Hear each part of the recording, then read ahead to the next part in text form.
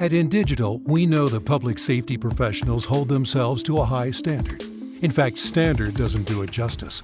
In over 25 years working alongside you, carrying millions of calls over our IP networks, your dedication has inspired us. That's why our ESI Net goes beyond industry standards, not only i3 compliant, but designed to adapt to future development for a network you can count on when it matters most. Learn more at indigital.net. It is a new day for 911 professionals. They have gone from the most important person you will never see to the most vital piece of public safety. Truth be told, they always have been. The curtain has been pulled back, and they are sharing their stories. Welcome to Imagine Listening. Your Worst Day is Our Everyday by Ricardo Martinez II, and narrated by myself, Ricardo Martinez II, and distributed by Beacon Audio Books. Copyright 2023. That's right, everyone. Finally, I can let everyone know the rumors are true. Imagine Listening, Your Worst Day is Our Everyday is now available as an audiobook on Audible, and it's a long time coming. Very excited. Not a lot of authors get the opportunity to voice their own book, but I had the honor and privilege to do so. So thank you to Beacon Audio Books, as well as my publisher, Titled Town Publishing, for everything, but especially all of you for making the I Am 911 movement, as well as Imagine Listening, what it is today. I appreciate you all more than you know. So go ahead, head out, stream it, download it, however you consume your audiobooks. Imagine Listening is now available. To a college kid, note-taking is a drag. It's a thing they wish they didn't have to do, but they don't have a choice. For the average office professional, you can hardly tell good and bad note-takers apart. For telecommunicators, note-taking can be a matter of life and death. You're taking notes while juggling 6 screens, multiple types of data, and a panicked caller on the other end of the line. But what if it didn't have to be that way?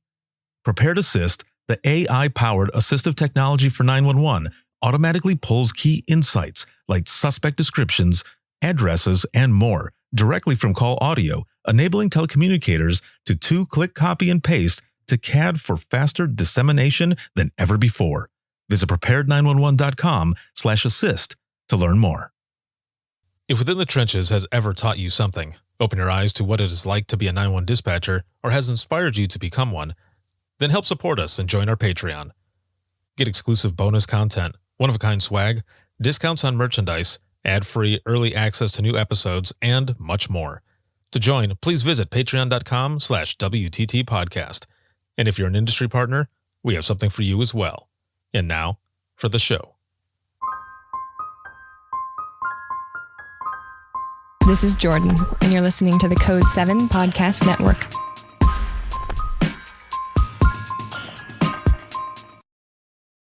Warning. This episode contains the 3 A's of podcasting: adult content, adult language, and awesomeness. You've been warned.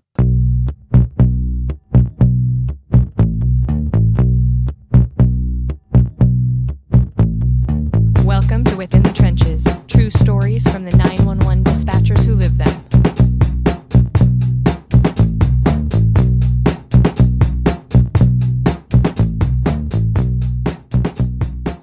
Hey, what's going on? This is Ricardo with the Code 7 Podcast Network, and we are about to get started with Within the Trenches, true stories from the 911 dispatchers who live them. This episode is sponsored by InDigital, a leader next-gen core services, and a big shout-out, as always, to subscribers of the podcast, whether you are on Patreon, Circle, or Facebook. Thank you for everything, because, I wouldn't be able to do everything I do for a living if it wasn't for all of you, but especially all of you who are watching, listening, supporting, and sharing. So thank you so very much. It is Monday, April 22nd, but when this comes out, it'll probably be May. I have a lot of episodes that are coming out, and they're all lined up and ready to go. And so as of right now, you listening and watching this here, I'm just fresh back from the Navigator Conference that was out in DC, and just yesterday, or a couple days ago, rather, on 420, that is, uh, if you know what that number means, we wrapped up National Public Safety Telecommunicators Week. So I hope all of you had an excellent one, celebrating you for that week, but not just that week, every single day for what you do, because man, the stuff that you do is way more than what one week can even add up to. So thank you, all of you, for everything. And then, of course, you've got 421, and that is, happy surprise drug testing day. If you don't know what I'm talking about, Google it. That I'll just leave it at that. But there's a lot of awesome stuff coming up, and I'm super excited for it, along with other conferences that are coming up, and classes that I am teaching around the country. So make sure to look out for more of that information. And as we go along, we're gonna jump right in here now, and I'm excited for my guest today. We were recently out just a few weeks ago. Um, well, yeah, well, about a month ago now, actually. Wow, has it really been that long? Out at the ranch, the Mayan Ranch, the most recent one, it was back in March, and we were out there for the 911 leadership training event that the 360-degree dispatcher puts on. That is run by the always awesome Joe Serio, and we have a lot to talk about today. So my guest is Kat, and she is a 911 communications supervisor at Riverside County Sheriff's Department out of California. Woo! Hi. How are you doing? I'm doing fantastic. Excellent. That is good. That is good, and it's good to see you. And as I mentioned, we were out. Has it really been about a month? It's been longer than a month, I think. Oh It's my been Lord! it's been probably 5, 6 weeks, maybe. I That think. went fast. Yeah, yeah. Holy crap. Well, we're going to talk about that here in a moment, because there was so much stuff that happened during that time. But first, I want to learn more about you, because we talked a bit when we were out there, but a lot of times there's so much stuff that's going on that we don't always get a chance to just sit and chill and talk. And I'm excited to be here with you to learn a bit more. So, how did you get involved in public safety to begin with? It was really by accident. I've been doing it for 17 years. And 17 years ago, I was working at home as a medical transcriptionist. My then husband was in a nowhere job. He was wanting me to look for him a job. So in between reports, I got onto the county website and found this job. And I just went through the steps, and I really didn't take it seriously. Every step that would come, the background, the medical, the typing, the critical, I didn't take it seriously. I really had no clue what I was getting into. I hadn't even done a sit along until I was just about ready to graduate the academy to see what it was I was going to be doing. So it was a complete surprise to me. And What? here I am. Yeah. Okay, hold on. We got to back up here. Hold on a second. So you were helping, you were assisting your then husband look for a job, Yes. and you landed on this one, and you were going through let me let me get this straight. Were you going through the motions to kind of give him a heads up, or did you just happen to find this while helping look for something for him, and you were like, "Man, this sounds cool. I'm going to go ahead and try." That's exactly what I was Yeah. doing. I was looking for something for him. I didn't find anything that he would fit. And I was like, I could type 145 words a minute. Okay. And I sit with a headphone on every day. Mhm. Okay. I use a foot pedal every day. I type dictation. Okay. How hard can it be? Oh, damn. Oh, and how hard can it be? How hard can it be? That is hilarious, especially because, as you said, you didn't even do a sit along or anything. You're just jumping Mhm. in. So, okay, Yeah. so you had the critical test, you had the typing test, or that it probably involves the typing test, like all of that stuff. But Yeah. what else did you end up going through? So let's talk about like the interview process. How long did that last, and what all did that include? Well, I was lucky because at the time when I was hired, they didn't do a panel interview. I basically did a typing test. I went and did the critical test, which I passed for both fire and police. And then after that, I got a notification to come visit my background investigator and pick up my packet. So I went and picked up my packet, which is this big. And then, and then, it takes you a month to fill out almost, but not me, because, I'm just not slow like that. So You're I right. filled You're it out. trained. I know. I was like, bam, done, and turned it in. So, and from there, you go meet with the background investigator back then, which was about a 3-hour meeting. And then he goes over everything in the background. And then from there, they did my fingerprints. They sent me to a lie detector, which I kind of felt like confession. And then it was that was scary. And then after that, then you go to your medical. And then they called me one day and they said, "Hey, would you like a job?" And I was like, "Oh, I applied for a job?" It was like, "Oh, I did." And then I went. Yeah, I hadn't even really been in the into the dispatch building until my very first day, and we really didn't even go into where the consoles were and see what it was I was going to be doing. It was really weird. And we went into we went from there to a 5-week classroom setting where they're teaching you penal codes and CLETs and, the basics on how to answer a call, but still had no clue until my last week. And I went into the radio room and sat with somebody, and I was like, "Oh, this is what this is." I mean, really, just because I had a job, so I didn't really take it seriously. I'm like, "Oh, I'll try that. I'm done working at home." And Holy I moly. obviously Okay. stayed. So let's unpack this a little bit. Holy crap. Okay. So you end up that last week of the academy, you finally get to go into the center to start checking stuff out, and you're sitting with someone. So for those who are watching and listening, to kind of illustrate what it is, one, what you're feeling as soon as you walk in there, but two, what all are you seeing? Are there multiple people working at a time, multiple consoles? How many monitors, is there a bunch of mice? For those who are watching, I'm not talking about rats. I'm talking about like keyboard mice, and Oh computer yeah. mice. So what is it that you're seeing and that you're feeling when you're walking in there? Oh, you immediately feel excitement when you walk in, because it's dark. Obviously, the room is dark. We have 14, I believe, consoles in that room. They're radio consoles. So each one is a different radio station that handles all over Riverside County. And there are probably 4, because it seems like we add more monitors as the months go by. So there's at least 4 monitors, probably 5 now, that they're sitting in front of with screens that are just full of information. And the dispatchers are just, the radio dispatchers are just going, they're talking, they're watching screens, especially when we're on 1033 or emergency traffic, which in Riverside County, we are a lot. And it was overwhelming, and it was kind of exciting. I was like, "Oh, wow, this is what I'm looking for." So I kind of felt excited about it, and also leery, worried about my being able to do it, and if I had the capability, or even the stamina to do it, because I came in at 35, and the stigma is that's too old to start this profession, and I'm the only one left out of my academy of 13 in 17 years. Wow. Yeah. So it's exciting. It was overwhelming for sure.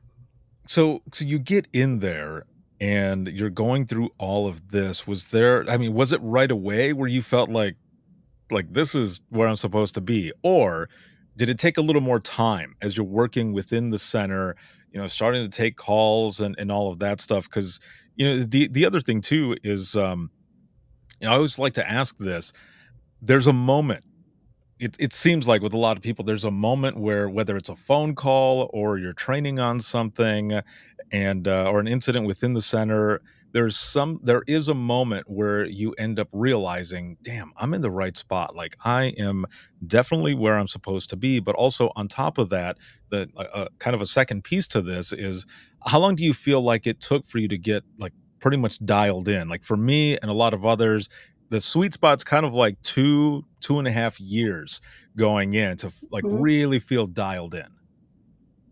I was going to say 3 years. Up until that point, I walk around going, "Oh, I'm still new. I'm still new." And people were telling me, "No, you're not. You've made it through training. You've made it through all 3 phases of training. you're not new. You're just new to the experiences because you can't get every call, every radio transmission. You can't get it, in 3 years, right? True. So Yeah. even now, I'm 17 years in, still learning things new. So it's every day learning something new. But I would say 3 years is when I felt where I could sit down at a console, especially a radio console. Mhm. Phones, nah, I'm good with phones. But phones to me is like, when I worked overtime, I come in and work 12 hours of phones because to me it's fun. It's like, let's do this. I'm a people customer service person, so, but radio was a longer period for me. Radio, I could sit down and still be nervous at radio today. But as soon as I take my first transmission, okay, I got this. I got this. And then you go through it. And then, we always have those bad and good days where things flow and then things don't flow. So, Mhm. but 3 years, I would say. Yeah, and I was gonna say as well, when I said kind of the sweet spot from the people that I've spoken to has been 2.5 years. There's also been that 2.5, 3 years. It's like that window right there. So like 2 to 3 years. We'll just say that the 2 to 3 years is that dialed in time where you really feel like hell yes, I got this. But I have to agree as well. Talking about radios, I felt like that all like so phones was also my jam. I loved phones. Yeah. Working in so in Michigan, we called it lean. So lean is the NCIC and warrant checks, tag checks, all of that stuff. Yeah. Eh, I mean, I would have to sit there, right? Everybody got their turn, but it was that part was kind of boring. But the cool thing though was that you were at least in my center, when you were that spot, you were also backup phones and backup radios. Now, when it got to radios, I really enjoyed and loved working that, but man, like you, I would still, even after all the years that I had been working in dispatch, I would still get nervous during some of those Yeah. moments because there's when you're taking phone calls, it's the same incident types are coming through. Now the situation is different, right? But you've worked enough of them where you can kind of maneuver and you kind of know what might be coming next. But on the radio, man, it's Out of the it's a it's blue. a bit different. Yeah. Oh, yeah. You could be sitting there dealing solitaire and then you hear shots fired on a school campus Oh, yeah. and my cards went flying. Yeah, it's two different animals altogether. And that's what I didn't like about radio was it was so unknown. When Mhm. you're on the phone, like you said, you could hear backgrounds, you could hear tones and voices, you can hear the things that they're almost not saying, and get Exactly. it out of them. But radio, out of the blue, every time, every time. Especially if you have, how do I put this? Especially if you have some officers that are feeling kind of froggy and and they don't check out with you, and then you hear them saying like, "Oh, I've got one running," and everyone's like, "Where are they?" And you're like, "I don't know. I don't know where they're at because they never checked out." And there was a time when I was dispatching that we didn't have the AVLs, and and those for watching, listening who don't know, it's automatic vehicle locators, right? I think that's what it actually stands for. But you would be able to see them on the map where they're going and everything. But there was a time where we didn't have that, and even when we did get it, and it wasn't fully implemented yet, we would freak out because an officer would yell something out like that they have one running, and then everyone is on you because you're on the radios and they're saying, like, why weren't you paying attention? It's like, no, I was paying attention. This person never called out. Don't put that shit on me. So Exactly. then the adrenaline even more is going because you're trying to figure out and you're listening for, any crossroads to dial in on where they're at, and everyone is hauling ass that way. Those are scary moments, man. Oh, yeah, and especially when they key up and all you can hear is them physical, and you're like, that they're physical because you're hearing them, the rustle of the clothes. On our Yes. digital system now, we don't get that fine tune sound like that. Hmm. In that sense, we get the voice sound, but we don't get their background noise as fine. So when they were physical and unable to get out, when I first started, you can almost get it just from the rustle of the clothes. They're physical. Yeah. And now on our digital system, it's not that clear. You have to really be, they have to really be on the air for a minute, for a little bit to know. without them saying it. But it's just that adrenaline, everything with radio is, I really like it. When I'm on a shift with radio, I'm like a secret lover of it. It's like when you're on radio and you've had a good day, you get off to Right. go do your next shift or go home. You're like, man, I did that. Right. Yes. Oh man. Yeah, I agree. There are those moments in those positions, especially, you're working on with a team, but even more so if you're working by yourself because you are getting your ass handed to you left Yes. and right. And that's how I started out was with, a one-seater, PD, and I'm working 8 hours. And when it was all said and done, I would just sit there and just, that's right. I did that shit. Like, Yeah. You're like, those are the, yes, exactly. Patting yourself on the back, crack open a Coke, take a swig. You're like, that's right. Smile and a that's right. Coke. I just did that. Give me my darn Doritos. That's right. I earned them, damn it. Oh Yeah. man. So, looking back again here, when you were first starting out, you go through all of that training and stuff, but now you're starting to take phone calls, whether it be non-emergency or emergency. Um, was it overwhelming? Like, were you did you have that feeling of, all right, like, here we go, because there's the point where the trainer ends up saying, all right, the next 911 call is going to be yours. You've got this. You've Oh, yeah. been training, and you're like working yourself up, but then you're waiting. Like you're doing everything else, but in the back of your mind, you're like, okay, when is it going to happen? What was that like for you? It was our training on phones and radio is between 8 and 12 weeks. So I'm sitting with a trainer for 8 and 12 weeks. I would say I didn't feel like I was an actual dispatcher, not a trainee, until a little while when I took my first call, when it became not mechanical. Mhm. So like you're trained and you're given all these tools and how to do something and how to do it, how to say it. Your trainer, who's a really great friend of mine, um, on phones, she's basically feeding me what I need to say for the first 8 weeks, and then it's my job to take it and to anticipate what to say instead of her feeding it, right? So Right. you're getting through that. I would say about 2 to 3 years in on phones, I took a call where I finally felt like I knew what I was doing. Like I wasn't just grasping, Mhm. not I was utilizing the tools, but I also was human Right. too. So, and it was a woman who came home, found her husband had passed away while she was at work, and we were talking, and I'm asking the questions that I need to ask, but I'm also knowing that I need to get her in a space where she can talk to me and not freak her out because she was kind of spinning a little bit. And we were talking, and I said, okay, can you step out of the room? She said, yeah. And I said, go open up your door, kind of thing, unlock the door, get ready for us, because it's an unattended. They don't roll in our county. We don't roll lights and sirens for an unattended. It's a Mhm. priority too, but it's not a one. So I knew it was going to be a minute before we can get there. And so we were talking, and then I said, okay, so how do you know? I said, this can be a hard question. And I said, so how do you know he has passed away? And she says, well, oh, honey, I'm a hospice nurse. And I went, oh, you are? And then she kind of giggled, but not a real giggle. It was just kind of ironic. Like, yeah, I was Yeah. at my patient's house who was supposed to have passed, and my husband was home, who passed away by himself. So she was kind of ironic laughing. And then so we were talking a little bit more. I said, okay, step out. And she was kind of explaining to me the scene. Okay.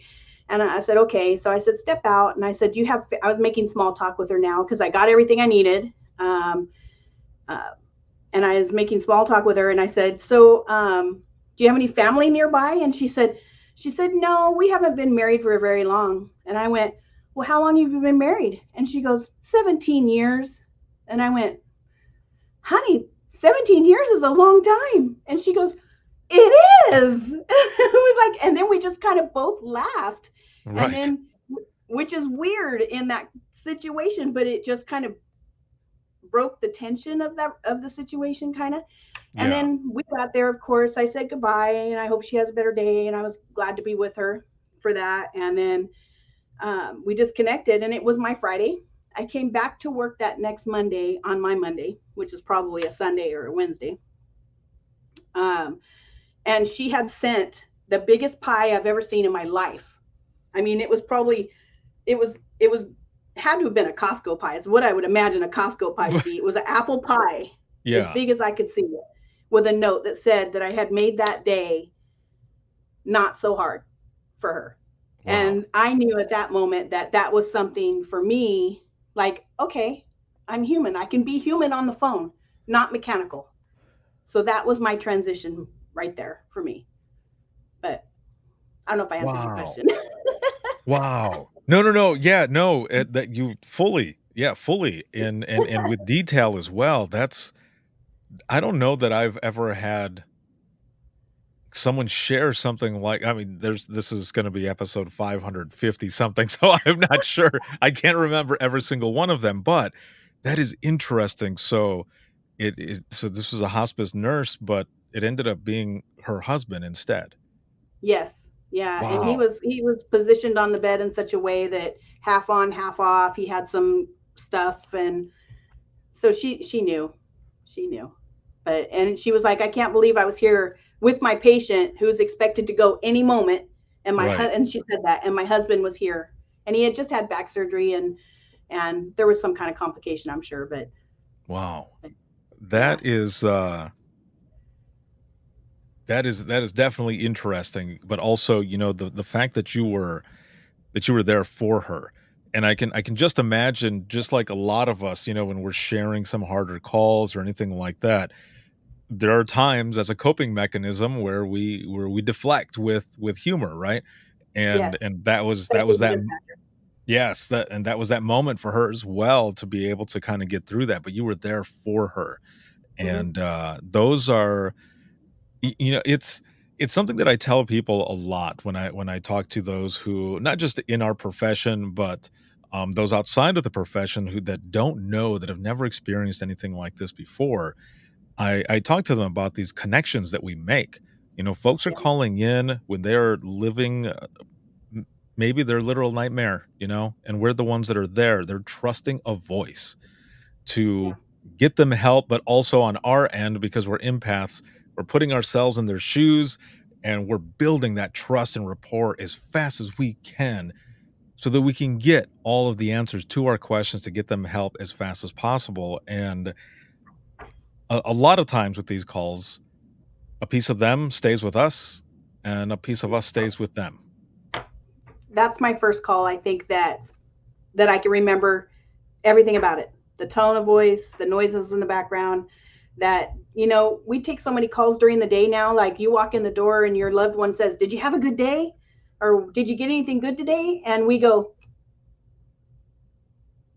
no, just normal stuff. And what is Right. normal stuff to us? Exactly. Yeah, yeah, that's usually the follow-up questions, like, "So what's normal then to you guys?" Because Hmm. you're like a bunch of Cheshire cats, like like, we're all mad here.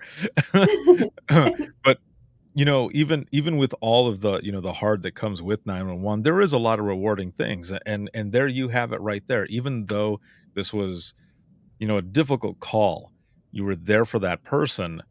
You end up coming back a few days later and you've got that pie. That doesn't happen to a lot of people. That you don't always get a thank you. Not that we're here for the thank yous or recognition or anything like that, but every so Right. often, man, every so often it just reminds you of why you're doing what you're doing, why you're there to begin with, and how rewarding and how important it is what you do, because I've been saying this a lot lately, and I'll continue to say it. Sometimes people feel like what they do for a living is simply a drop in the water. But when there is a drop in the water, it's those ripples that continue on, that impact of the work that you do. And you had an impact on that lady, and there was a lot that came from it, right? But for her, you know, the most that she could give you was that pie to say thank you for being there for her. And Right. even like people who are watching and listening to this, You might think that that pie is like, a small thing. It's the small things that are the biggest things, man. And like Mhm. you said, you remember every single piece of everything that happened from that call. Right. And, and me being there is a privilege. Every call I have taken, every suicidal caller, everyone that have shot themselves, everyone that has done it, it's a privilege for me that I answered the phone to be there. Okay. Yeah. Because whatever fate made that happen, made it happen. And I feel it's special that I'm there for whatever it is they're going through. But she also did that for me because Mhm. that was my transition call. She turned me from mechanical student, new dispatcher, afraid to answer the call. Every call was always, what am I going to get now? Because you just Yeah. don't know. To, you know what? I got that and I did it. So it was a good, of course it goes like this and then like this and like this, but Right. I recently posted a clip from another episode, and it was talking about how the profession of 911, our careers, are basically an emotional roller coaster. And it is. It's all kinds of ups and downs, twists, and turns. And when you think you're off for a moment, nope, your ass is right back on. yeah, very true. Very true. Yes, and it continues and continues. So for those who are watching and listening, how big is the area that you cover, and how many people work on the floor at the same time? We are, I believe, the fourth largest county, I think, in California. And we're number four, I believe. On our shifts, we have three centers. We have Riverside, we have CVD or Coachella Valley is where I work. And then we have our Blythe. In Blythe, we have one call taker. She's great. I love her. She's on my shift right now. And on my shift right now at Coachella Valley, we have 7 during the day, and at night we have 4. Sometimes it goes down to 2, sometimes it goes down to 1, and sometimes it goes down to this one. So depends on if we've got a pandemic rolling through, right? Our Right. our Riverside dispatch center is staffed for 32 during the day, and at night it's about 15, 12 to 17 ish at night for Graves. We're kind of moving around our shifts right now and putting some swingers in there. We kind of took it away. We always take it away, give it back, take it away, give it back, depending on our staffing. But we are obviously short like everybody else. We should have probably 120 dispatchers on books, and we Mhm. probably have, I would say, guessing 75 between all three centers that are actually boots on the ground. We Oh, have all the man. ones that are out pregnant, out were hurt, out FMLA, all the letters, they're all out. So, That's funny, all the letters. but, Um, we make it work though, we yeah. still do it. We're staffed. We still do it.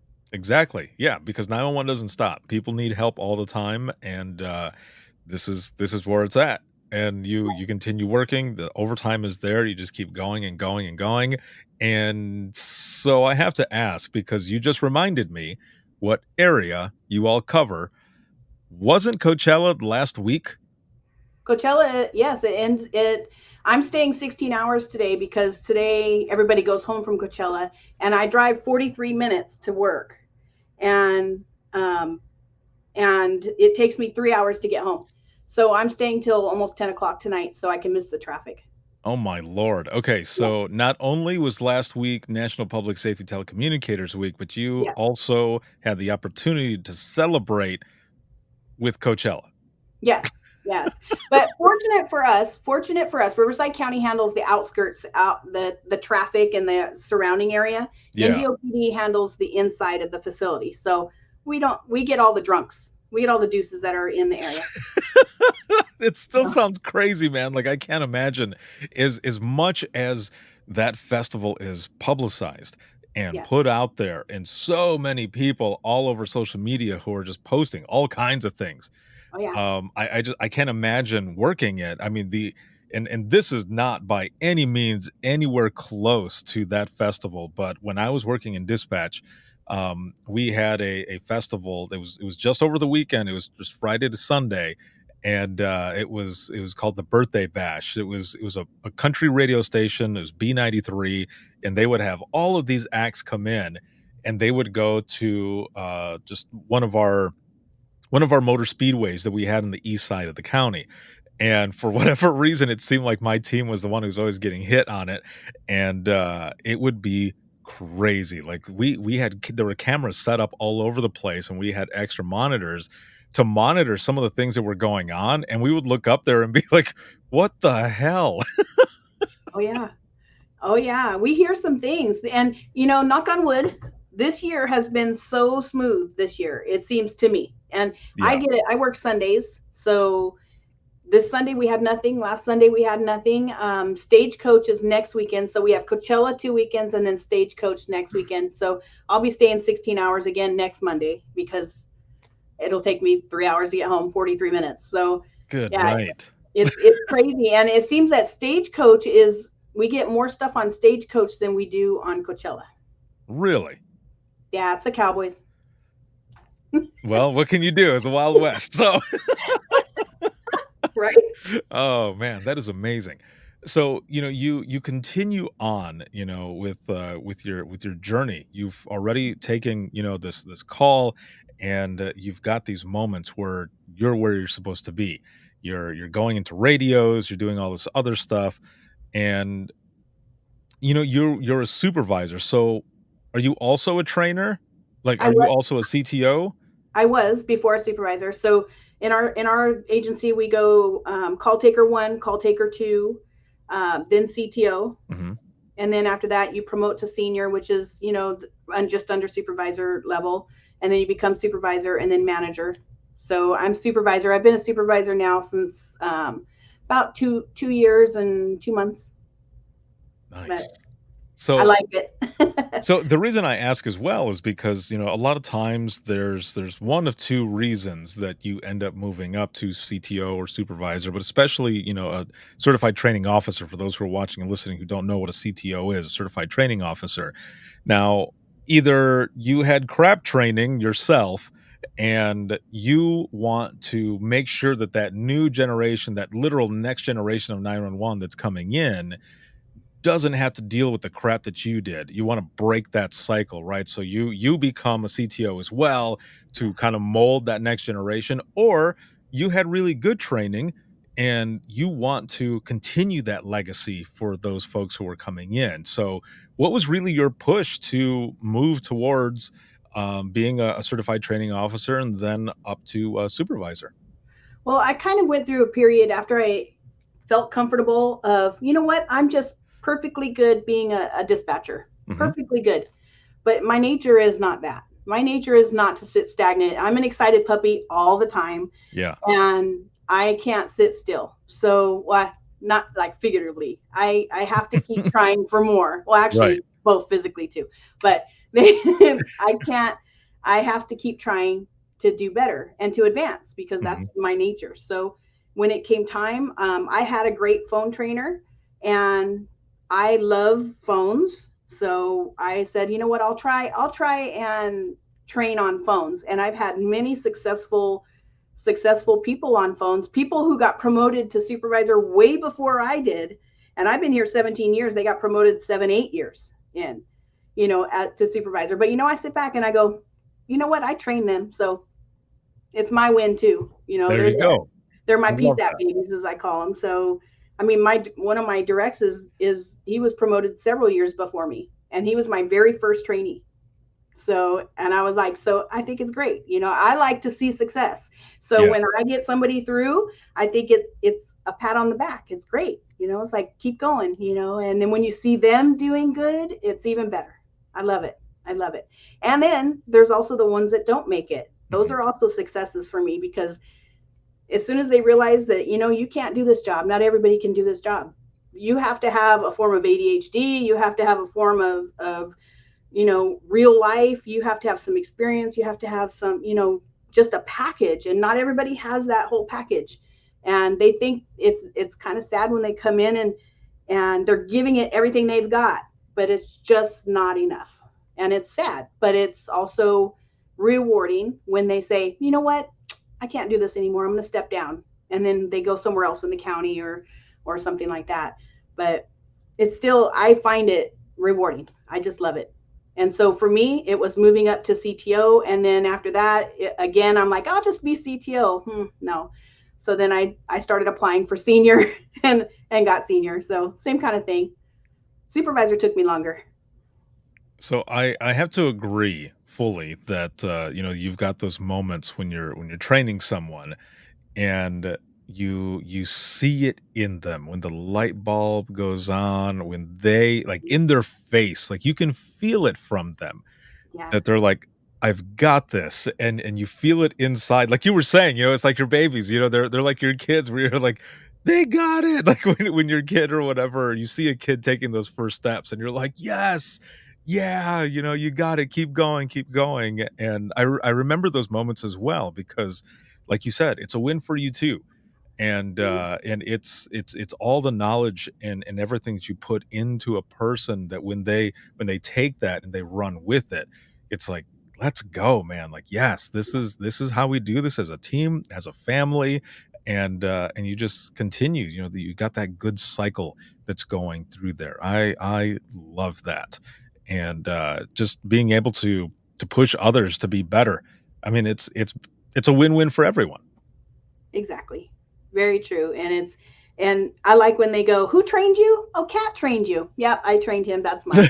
Right, like right here, Right here. right Right here. here. And you're not promoted yet? No. But he is, so Right, it's still a win for you. It's it's still it's mine. still good, yes, Yeah. because then those folks later on when you're trying to promote up or whatever, those are the ones that, admin or whoever is gonna talk to, and they're gonna say, "So, how was so and so as a trainer? Or how was this and that?" And they're gonna be the ones to say, "They got me through this.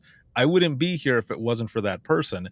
Yes. And, like, it might not happen right away, right? But when those things do happen, it comes full circle, and then you end up making that promotion. You end up going through.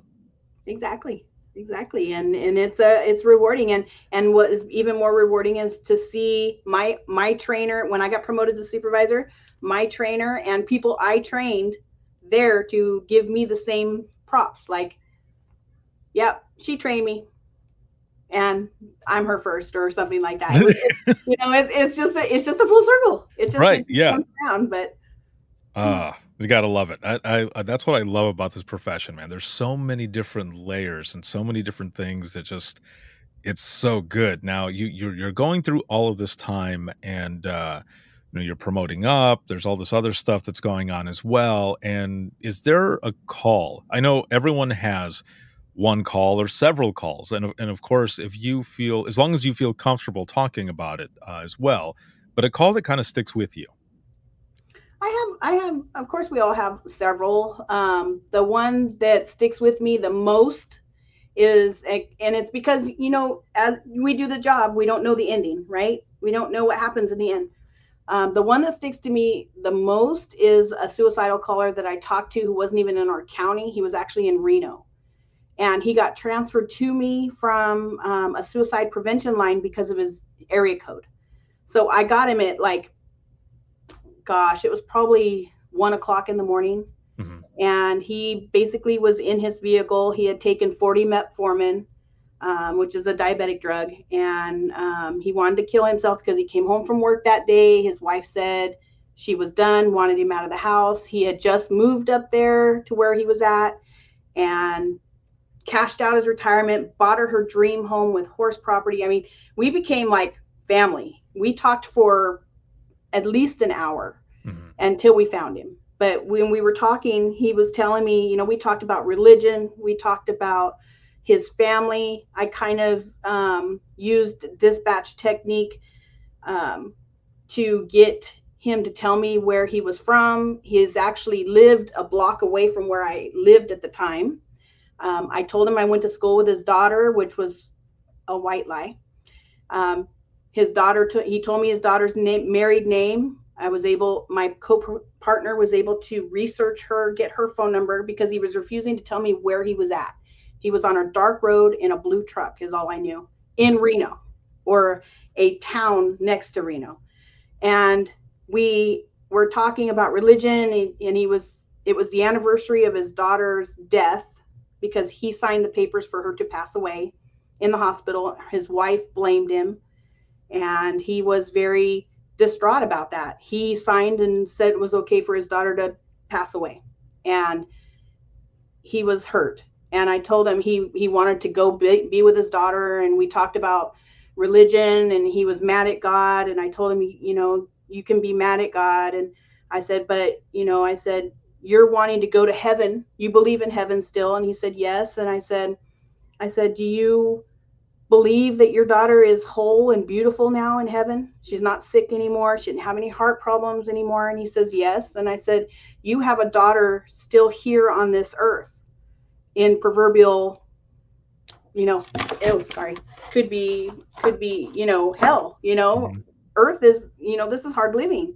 Right. Heaven is not, supposed to be. So he talked about, and I said, so you want to leave your daughter here to go be with one who's perfect in heaven, waiting for you to get. And he kind of thought, and I could hear the wheels clicking, and we were, we talked about that. And he goes, no, he goes, my daughter here needs me.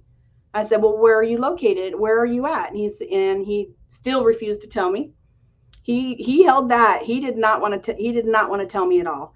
And then we were able to find out where he lived in Winnemucca or something like that. It's up there in Reno. Mm-hmm. We had Reno PD come, and they did like a radius search from around his house, and they were going down a street, and he goes, oh damn, there's a cop car going by. And he goes, did you tell him where I was at? And I said, no, Steve, I don't know where you're at. I said, I have no clue where you are. I said, you're part of my life, and you and I are having a conversation right now. And he's like, oh, okay. And then they stopped, and he goes, they stopped. So then I had to become dispatcher. And I said, okay, Steve, you don't have any weapons, right? I said, make sure your hands are seen. Don't make any sudden movements, and please answer his questions. And he says, okay. So I hear a knock on the window, and he rolls the window down. I can only imagine it was a rolling window because I heard the squeak of the window, the thing.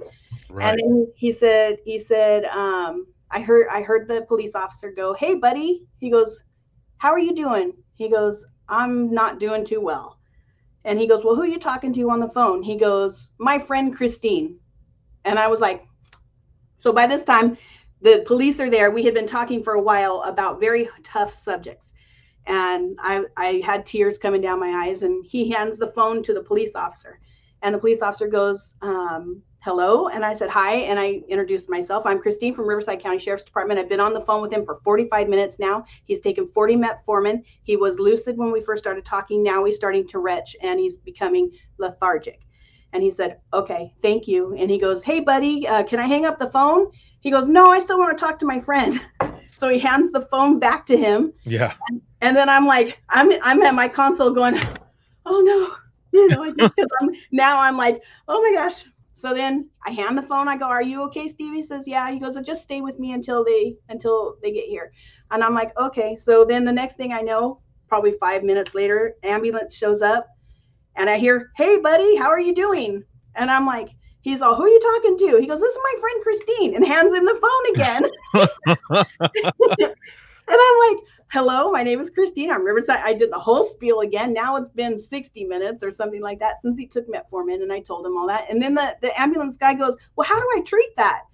And I said, I don't know. I'm not a medic. I said, right. Like, I'm not a medic. I said, however, I was an EMT, so you would give probably a large bore IV and some sugar. But no, I probably should not have said that at all. But then he goes, can we hang up? And he says, no. He goes, I still want to talk to him. So they gave me back to him again. So I was with him until they put him in the ambulance, and then his phone disconnected.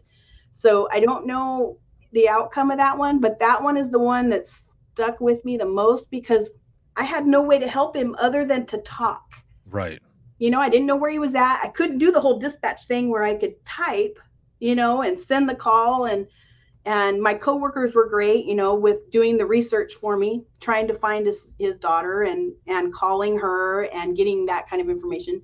And, the training that our department does is an amazing training program, and our department is amazing. So, I couldn't have done it without them. And that call sticks with me. Every detail about that call, about that man, because I feel I ran across that man's path somewhere in our lives, somewhere, because we lived in the same area. So that one sticks.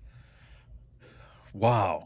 That so when we were at the ranch, I was talking about how I'm a firm believer that there are some phone calls that are meant for us because of something in our past or just I don't know, something that we've experienced that we were able to help that person better.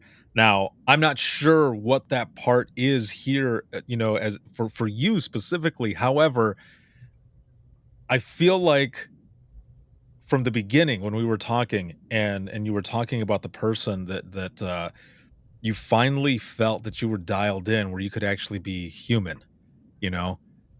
You were Hmm. doing exactly that.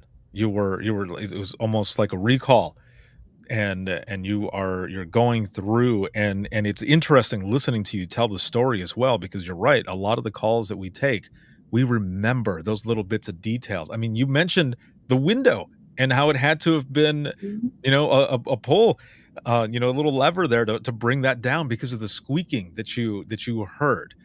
And Hmm. I tell people all Hmm. the time, there are certain things that we remember where we're piecing everything in our heads and we remember every single part of that call, what happened. And in this situation, you had all those moments and he kept wanting to, you had built that trust throughout all that time and you were the person that he wanted.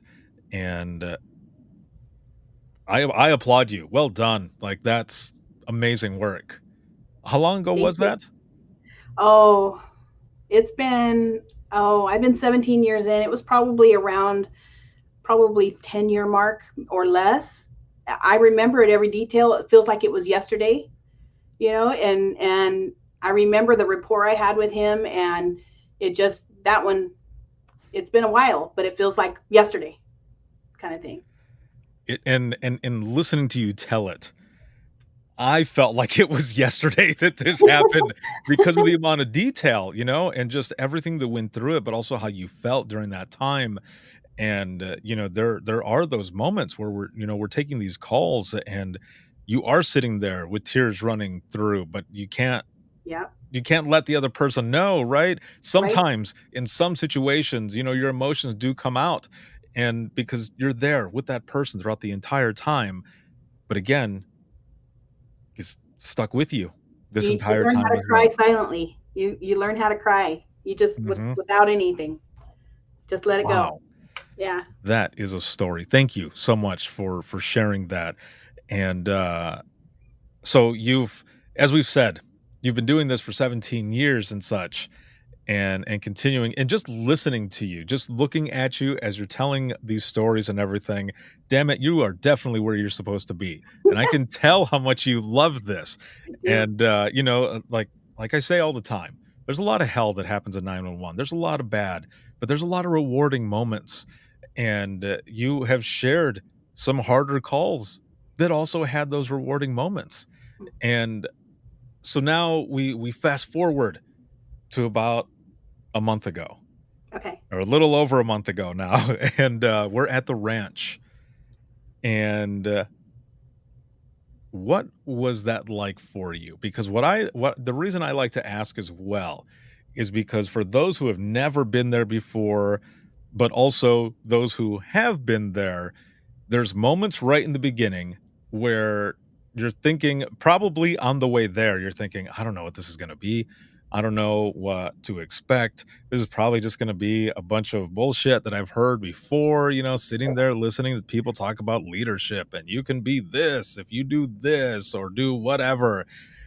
But as soon as you get there, as soon as you get on that long winding road and Mhm. you're going out into a ranch in the middle of nowhere, you realize this is already different.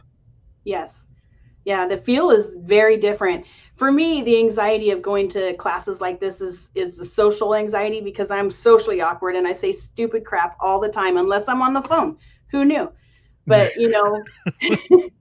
So for me, it's always the first day anxiety of they're going to make me get up in class and they're going to make me tell something about somebody else. And because, 17 years of classes, that's what, we're usually doing, which is anxiety. It's it's horrible for me. Right. I'm like already like, oh man, I'd rather take a suicidal caller, but I always say I'd rather have a surgery than to cook dinner, I just can't do it. But for me to walk in there, and I felt, a little bit of the anxiety, but not like I thought I was going to feel. My picture of this ranch was I was going to ride horses every day. It was going to be sitting around a campfire. I was like, Right. I'm ready for the horses and the campfire. I was pleasantly surprised that it was something totally different than that. The classes were completely immersive. Just they make you think. And not in a bad way. It's like, I could have handled this situation this way, or that's the kind of person that is, or that's the kind of person I am.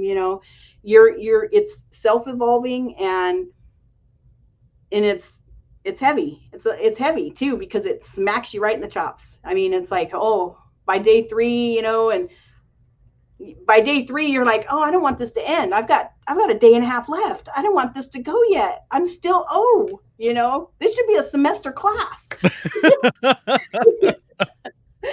Yeah. Department will send me there for 8 weeks. Let's go. If it had fainting goats, I wouldn't have left. There have been some before, and yeah, so so I'll touch on that really quick as people are watching and listening to this. There are animals everywhere. I mean, you can be walking up to the building that holds the saloon and the dining area and all of that, and out of nowhere you hear something scream like right next to your face, and you're like, oh my God, and it's a peacock. It's just chilling right there. I mean, they're all over the place. Or an armadillo run past you. Right, or an armadillo. Yeah, it's just like you hear it and you're like, what the hell is that? And you're like, oh, it has armor. Oh, it's an armadillo. Okay. And yeah, they're all over the place. Movie. Yes. And like for me, and I've shared this story many times, but I will always share it because it was freaky. I'm walking back to my cabin from the saloon, and I hear like to the right of my face just a and I'm like, oh my God, what is that? And I'm just standing there frozen, and I turn to the right, and it's a ram that's right there. And I'm just like, look, I respect you. Okay. We're cool. I respect you. But then I turn around and I'm walking backwards the whole time because if that thing is like, I don't give a shit, and goes to hit me, like my ass is going to run, or at least I'm going to try to run. So Right. there's animals everywhere. And then in the morning, if because breakfast is what, like 7:30 to 8 or something, or 8:30, 7:30, 8, I don't know, something like that. It's early, Yes. but you get up and there's again the animals that are all over the place. And the cabin that I was Sunrise. in, it was right across, and there were deer all over. Yeah. And it was one of the coolest things. Yeah. It's very, For very, me, it was the sunrise. The sunrises in the morning were great. yes, right, yes, it's very peaceful. And then you go to breakfast, then you go to class, and you've got classes all day and breaks in between. You've got a lunch and stuff, but there's so much stuff that's coming at you. There's so much discussion that while you're going through it, and for a lot of folks, again, like I said in the beginning, you get out of it what you put in. So if you go in with a bullshit attitude and you're just like, I'm just going to be here, and you don't really take advantage of it, you're not going to get that much out of it. You might get a couple things here and there and like, that was interesting or whichever. But if you're not really immersing yourself with the rest of the people that are there, people who come from where you come from, you're not going to get much out of it, and it's going to be a waste for you. But your class, you and so many other folks got so much out of it. I mean, a lot of you just completely, you opened up and you let go. That's basically what happened. Yeah. We opened up and let go, and then we also connected with each other this class.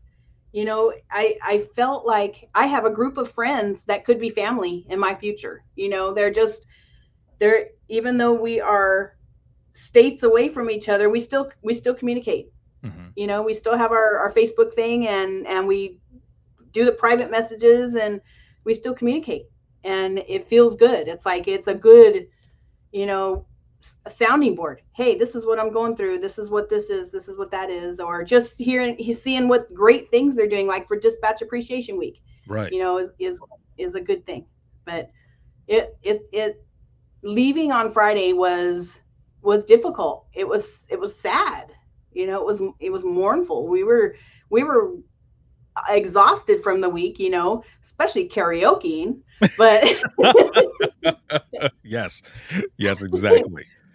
but you know, to leave and now what do we do with this knowledge? Now what do we do with it? You know, so I know that I'm changing my ways of trying to supervise and to learn people, because I'm a people person. I love my crew.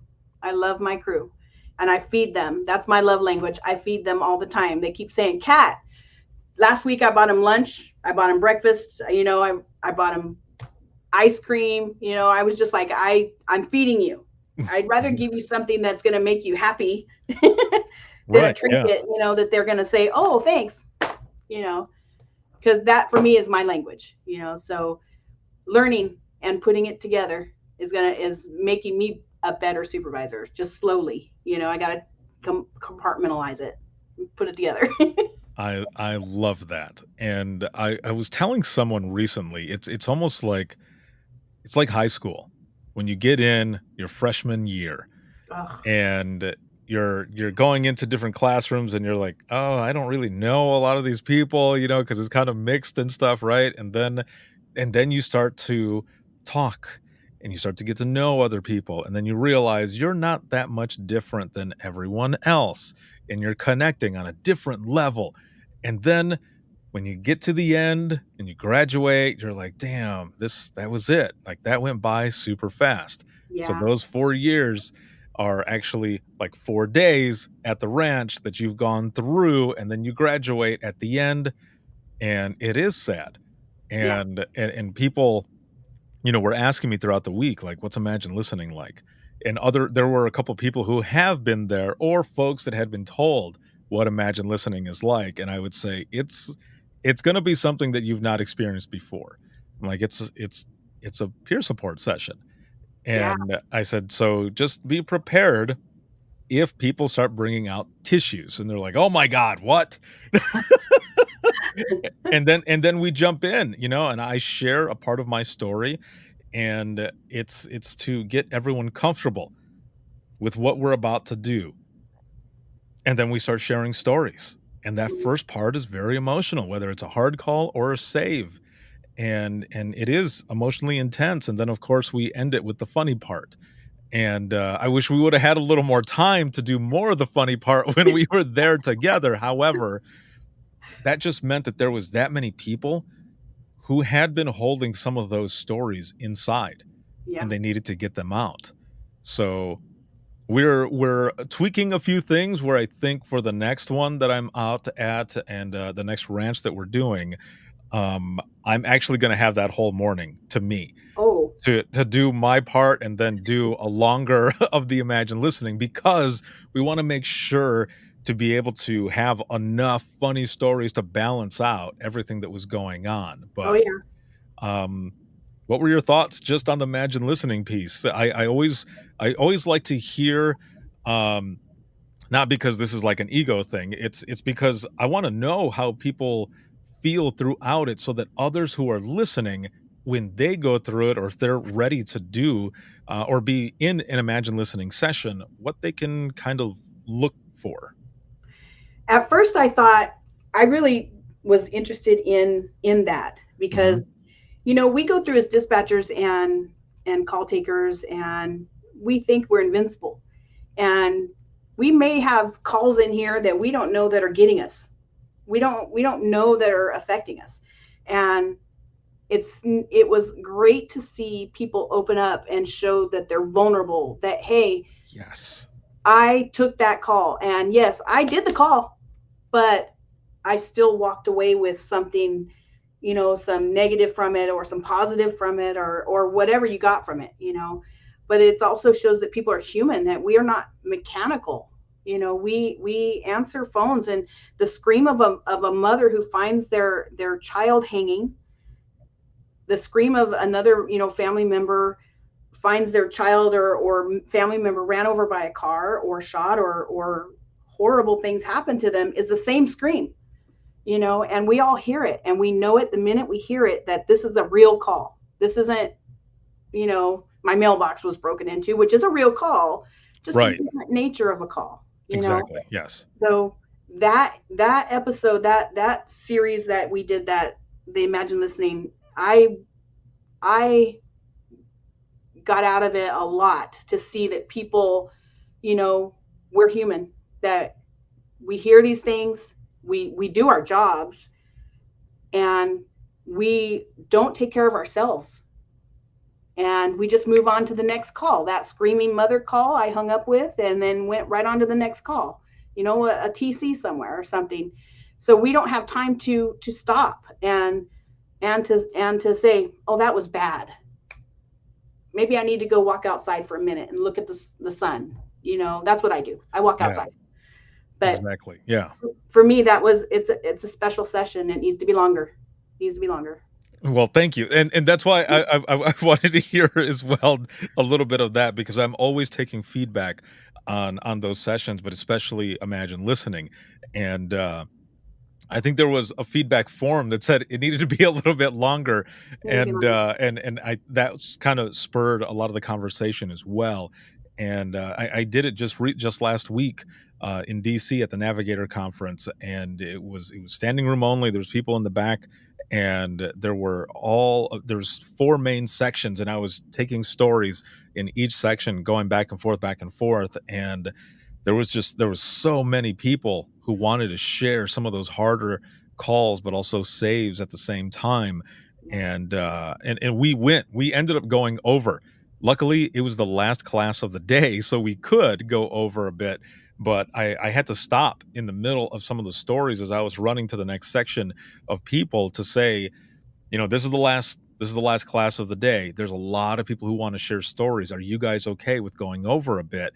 And everyone was in unison. Yes, it was unanimous. Let's let it go over. And then, of course, we did all the funny stories, but it's amazing sometimes how there are so many folks who want to share some of those harder stories versus the funny ones, because a lot of people who don't know about any of this or anything, or just hearing about this, they would probably think, oh, there's probably way more funny stories than some of these harder ones that people want to share, but it's not always like that. A lot of times, the majority of the time, it's the harder stories and the saves that people have been holding on to that they want to get out, but especially as well because they're in a safe space with people who know exactly what it's like. Right. It's a form of therapy. It's talk therapy. You're putting it out there, and it almost gets it off of your chest. It almost, it probably does, that one you're holding on to, and to talk about it and to feel the love in the room from your peers, from people who have heard maybe something similar or not, but still can understand what you're going through. It's a form of healing, I think. Definitely. Everybody in there, it's a form of healing, and also almost in a way a form of closure, because we're all in there talking about it. And I've been doing it for 7 years now, and I don't plan on stopping it. My mission is to hit every conference that is out there to be able to do that session at, but also it's coming with me to different dispatch centers where I'm doing that communications course as well. So it's going to be going everywhere, and it's an honor to do that session. I love doing it, and I'm glad you were there, that you were able to experience it as well. I've been doing it at the ranch for the last 4 years or so, and it's a good way to wrap up the entire week after. I remember there was somebody, I can't remember who said it. It might have been Corinne. She goes, all right, I could have been prepared, or I wasn't prepared for that, or whichever. And she goes, but that was a good way to wrap it up. It's like, Joe takes care of all of this stuff, and then Ricardo, you do our group therapy. And, yeah, so that was pretty funny. But it has been awesome to have you on here, to learn more about you, to hear your stories. Thank you so much for what you do and your 17 years of service. Thank you so very much. And I've got one last question for you. Mhm. And this was actually a question that I did not send you, Oh gosh. but it's okay. It's about you. Okay. It's about you. So if with the 17 years of knowledge that you have, if you could go back in time with the knowledge that you have now to talk to yourself in the beginning of your dispatch career, like what advice would you give yourself? What would you tell yourself? You can do it. Don't doubt. Because in the beginning, it's all about doubt. Am I going to be able to do this? Am I going to be able to, especially during radio training? Because radio training is difficult for our agency, and not because it's bad training. It's a great program. Just the person. I'm not a natural. So to give encouragement, to say, keep at it, keep doing it. You've got a good heart. Keep doing it. So I obviously I did. So I was just pat on the back, take a deep breath, take a Perfect. moment. Mm-hmm. Awesome. Thank you again for being on. This has been awesome. And I hope you had a good time. I had a great time with you. This was great. Thank you for having me. Of course. I will be right back here with you in just one moment. And for those who are watching and listening, if you have any comments, questions, or you ever want to be a guest on the show, you can email us, and that's going to be wttpodcast@gmail.com. Once again, that is wttpodcast@gmail.com. You can follow us on social media. You can become a supporter of the podcast. The easiest way to do this is to simply go to links.co/WTT podcast. And that's links with 2 I's.co/WTT podcast. And you'll find everything on there. My email, all of my social media. You can listen to the latest episode of the podcast there. You can also purchase Imagine Listening, the book, or pre-order book number 2 that ends up launching. That'll be August 4th of 2024. And there's also a couple buttons there where you can become a supporter of the podcast, whether it be on Patreon or Facebook. And also, there's a button there right at the top where if you want to be a guest on the podcast, I would love to have you. I've been doing this for over a decade now, and it is my passion. I made it my mission to get all of these stories out there, as many as possible. So if you're new to dispatch, if you are seasoned, or you're retired, I would love to have you and share your story to the world. Literally the world, because this podcast has been downloaded over 2.2 million times, and it's continuing to build, and it's heard in over 60 countries. So I would love to share your story. So you can hit me up there, links with 2 I's.co/WTT podcast. And then if you're looking for any podcast merchandise or dispatch merchandise, the very last button at the very bottom of that bio page, you'll find everything there to check out all the merchandise that we have. Check it out there. This live broadcast has been sponsored by InDigital, a leader Next Gen Core Services, and you can see this on Facebook, YouTube, as well as X and LinkedIn Live. And then for Open Mic Live, you can also see it on either TikTok or Instagram. I add them in here every so often.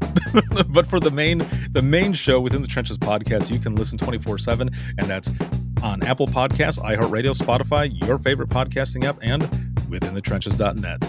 Have a good one, everyone, and we will see you in the next one.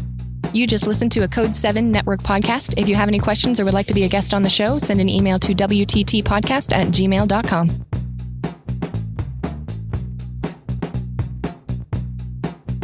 To a college kid, note-taking is a drag. It's a thing they wish they didn't have to do, but they don't have a choice. For the average office professional, you can hardly tell good and bad note-takers apart. For telecommunicators, note-taking can be a matter of life and death. You're taking notes while juggling 6 screens, multiple types of data, and a panicked caller on the other end of the line. But what if it didn't have to be that way? Prepared Assist, the AI-powered assistive technology for 911, automatically pulls key insights like suspect descriptions, addresses, and more directly from call audio, enabling telecommunicators to 2-click copy and paste to CAD for faster dissemination than ever before. Visit prepared911.com/assist to learn more.